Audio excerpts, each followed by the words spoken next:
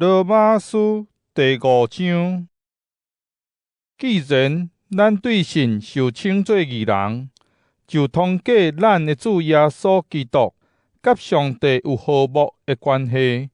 咱对神通过基督，通进入现在得享受这个恩典，欢欢喜喜，望通分享上帝的荣光。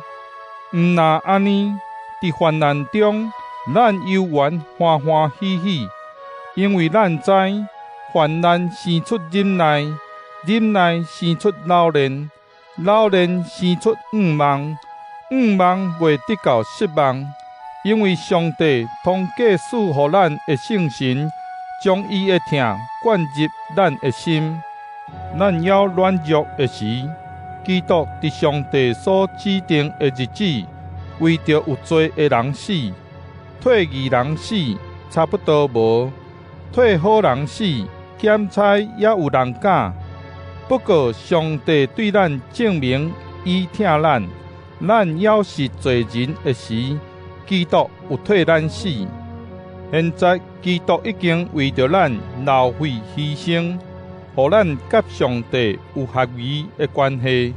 伊搁较为救咱脱离上帝的生气，因为咱要久做上帝对敌的时，伊互家己的囝替咱死，互咱甲伊搁好好。既然搁好好，咱搁较会因为基督的话来得到拯救。毋那安尼，咱现在已经通过基督甲上帝搁好好，嘛会通过咱的主耶稣基督用上帝做夸口，做对一个人进入世间，死嘛缀入来。结果所有的人拢会死，因为所有的人拢有犯罪。还未有律法以前，罪已经伫世间。不过无律法，罪就无算做罪。毋过对亚当到摩西迄段期间，死得支配全人类，连无犯着亚当所犯的过失的人，嘛着死。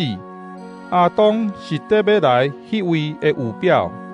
不过亚当的过失，甲上帝白白的恩赐袂比抵，因为若对一个人的罪过，众人拢着死。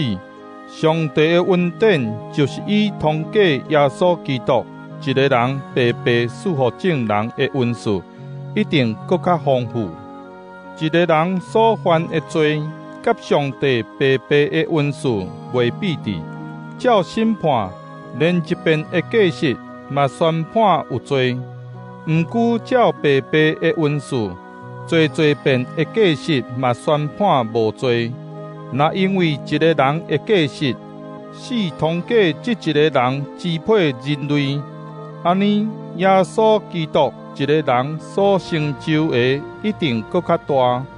所有领受上帝丰富的恩典，就是白白互上帝宣判无罪的人，会当通过基督来支配家己的性命。